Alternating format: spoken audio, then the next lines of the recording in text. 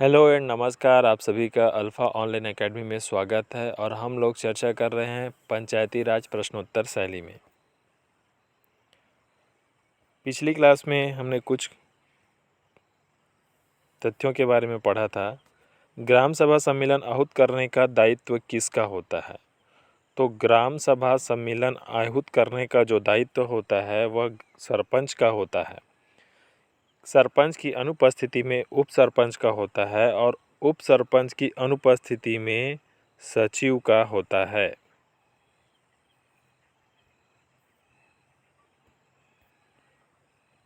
अगला है, ग्राम सभा सम्मेलन की अध्यक्षता कौन करता है? तो ग्राम सभा सम्मेलन की अध्यक्षता सरपंच करता है। सरपंच की अनुपस्थिति में उप सरपंच करता है और उप सरपंच की अनुपस्थिति में ग्राम सभा सदस्य में से कोई एक करता है। लेकिन किसी भी परिस्थिति में सचिव नहीं करता है, चाहे वह सामान्य क्षेत्र हो या अनुसूचित जनजाति क्षेत्र हो। किसी भी परिस्थिति में ग्राम सभा की बैठक की अध्यक्षता सचिव नहीं करता, क्योंकि वह प्रशासनिक प्रमुख होता है।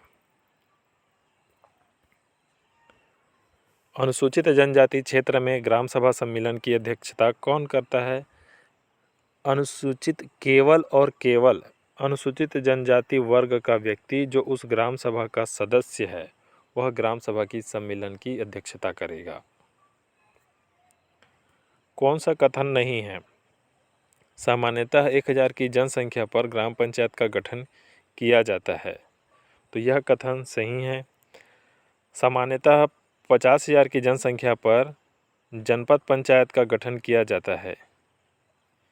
यह कथन भी आपका सही है। सामान्यतः 5 लाख की जनसंख्या पर जिला पंचायत का गठन किया जाता है। यह कथन भी सही है। सामान्यतः 200 की जनसंख्या पर ग्राम पंचायत में वार्ड का गठन किया जाता है। यह कथन गलत है, क्योंकि ग्राम पंचायत में वार्ड का जो गठन होता है सामान्यतः 100 की जनसंख्या पर किया जाता है। ग्राम पंचायत के भीतर वार्ड का गठन सामान्यतः 100 की जनसंख्या पर किया जाता है। ग्राम पंचायत के भीतर वार्ड का निर्धारण कलेक्टर द्वारा किया जाता है। नवनिर्वाचित पंच और सरपंचों को पद की शपथ कौन दिलाता है? सचिव दिलाता है। पंचायत चुनाव वर्ष 2025 में 3 मार्च को शपथ समारोह का आयोजन किया गया था। ग्राम सभा का वार्षिक सम्मेलन वित्तीय वर्ष प्रारंभ होने के कितने माह पूर्व ग्राम पंचायत मुख्यालय में आयोजित किया जाता है? तो 3 माह पूर्व। जनपद पंचायत के संदर्भ में कौन सा कथन गलत है? सामान्यतः 5000 की जनसंख्या पर एक जनपद पंचायत निर्वाचन क्षेत्र का गठन किया जाता है और इस प्रकार विकासखंड स्तर पर 50,000 की जनसंख्या में एक जनपद पंचायत का गठन किया जाता है। जनपद पंचायत निर्वाचन क्षेत्र का निर्धारण राज्य सरकार करती है। जनपद पंचायत में निर्वाचन क्षेत्र की न्यूनतम संख्या 10 और अधिकतम संख्या 25 होती है। जनपद पंचायत का गठन जिला स्तर पर नहीं बल्कि विकासखंड स्तर पर किया जाता है।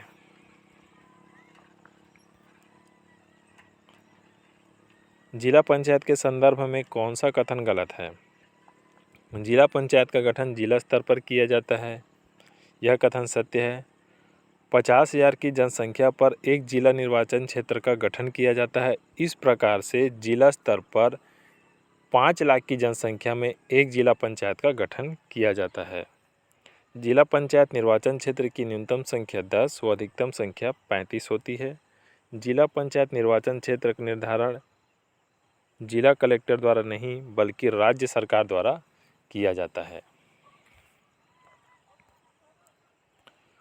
ग्राम पंचायत के भीतर वार्ड का निर्धारण कलेक्टर द्वारा किया जाता है। विकासखंड स्तर पर जनपद पंचायत का गठन किया जाता है, जिसके भीतर जनपद पंचायत निर्वाचन क्षेत्र का निर्धारण राज्य सरकार करती है। उसी प्रकार जिला स्तर पर जिला पंचायत का गठन किया जाता है। उस जिला पंचायत निर्वाचन क्षेत्र का निर्धारण भी आपका राज्य सरकार करती है।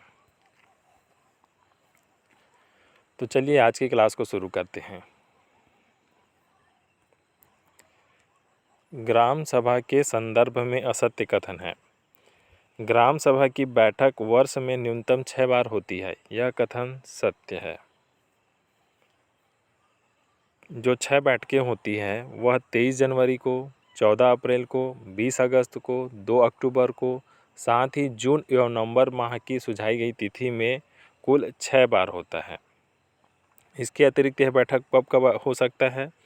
तो ग्राम सभा में 1/3 सदस्यों के लिखित आवेदन पर 30 दिनों के भीतर ग्राम सभा की बैठक आयोजित होती है। उसी प्रकार जनपद पंचायत अध्यक्ष, जिला पंचायत अध्यक्ष या जिलाधीश के कहने पर 30 दिनों के भीतर ग्राम सभा की बैठक आयोजित होती है। हमारा सही आंसर है इनमें से कोई नहीं, क्योंकि उपरोक्त सभी कथन सही हैं। जनपद पंचायत पदेन सदस्य के रूप में असत्य कथन है।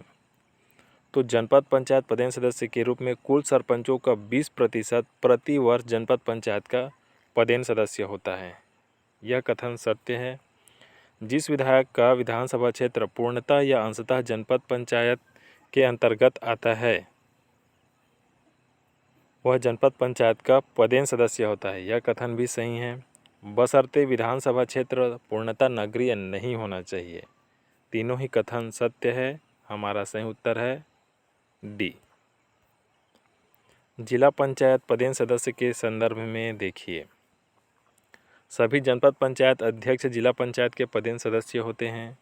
वह विधायक जिसका निर्वाचन क्षेत्र अंशतः या पूर्णतः उस जिले के अंतर्गत आता है तथा वह विधानसभा क्षेत्र पूर्णतः नगरीय नहीं है, जिला पंचायत पदेन सदस्य होता है। लोकसभा सांसद जिसका निर्वाचन क्षेत्र पूर्णतः या अंशतः उस जिले में आता है तथा लोकसभा निर्वाचन क्षेत्र पूर्णतः नगरीय नहीं है, तो वह सांसद जिला पंचायत का पदेन सदस्य होता है। राज्यसभा सांसद जिला पंचायत का पदेन सदस्य होता है, बशर्ते उसका नाम उस जिले की किसी भी ग्राम पंचायत में दर्ज होना चाहिए। पंचायत चुनाव के लिए न्यूनतम आयु कितनी निर्धारित की गई है? 21 वर्ष। पंचायत प्रतिनिधि बनने के लिए आपकी न्यूनतम आयु जो है वह 21 वर्ष निर्धारित की गई है। साथ ही यदि व्यक्ति की आयु 21 से 30 वर्ष हो तो उसे साक्षर होना अनिवार्य है। यदि उसकी आयु 30 वर्ष से अधिक है तो उसका साक्षर होना अनिवार्य नहीं है। नाम निर्देशन पत्र किससे प्राप्त किया जाता है? तो नाम निर्देशन पत्र की प्राप्ति रिटर्निंग ऑफिसर से की जाती है। नाम निर्देशन पत्र का जमा भी रिटर्निंग ऑफिसर के पास किया जाता है। नाम निर्देशन पत्रों की जो समीक्षा है वह भी रिटर्निंग ऑफिसर ही करता है। नामांकन पत्र का जो प्रारूप है वह राज्य निर्वाचन आयोग द्वारा तैयार किया जाता है। नामांकन पत्र रिटर्निंग ऑफिसर से प्राप्त किया जाता है एवं उन्हीं के पास जमा भी किया जाता है। जिला पंचायत सदस्य के लिए नामांकन पत्र की प्राप्ति या जमा जिला स्तर के रिटर्निंग ऑफिसर से किया जाता है। उसी प्रकार आपका पंच, सरपंच, जनपद पंचायत सदस्य के लिए नामांकन पत्र की जो प्राप्ति है या उनका जो जमा है वो जनपद स्तर के रिटर्निंग ऑफिसर से किया जाता है। कहने का तात्पर्य यह है कि जनपद स्तर पर भी एक रिटर्निंग ऑफिसर होता है और जिला स्तर पर भी एक रिटर्निंग ऑफिसर होता है। नामांकन पत्र, प्रस्तावक व जमानत राशि के अलावा शपथ पत्र की आवश्यकता किसके लिए होती है? केवल सरपंच के लिए। पंच के लिए नामांकन पत्र, प्रस्तावक और जमानत राशि की आवश्यकता होती है, लेकिन सरपंच के लिए नामांकन पत्र, प्रस्तावक, जमानत राशि के अलावा शपथ पत्र की आवश्यकता होती है। बाकी जनपद सदस्य के लिए भी नामांकन पत्र, प्रस्तावक व जमानत राशि पर्याप्त है। उसी प्रकार जिला पंचायत सदस्य के लिए भी नामांकन पत्र, प्रस्तावक और जमानत राशि ही मांगते हैं। शपथ पत्र केवल और केवल सरपंच से लिया जाता है। ग्राम पंचायत ए से पंच व सरपंच पद के उम्मीदवार के लिए जमानत राशि देय होगी। चूँकि पंच व सरपंच दोनों ही पद ग्राम स्तर के लिए हैं, इसीलिए जो अधिकतम जमानत राशि है जो सरपंच के लिए निर्धारित है 1000 रुपये, वही राशि जमानत राशि के रूप में रिटर्निंग ऑफिसर के पास जमा की जाती है। तो हमारा राइट आंसर है ऑप्शन बी।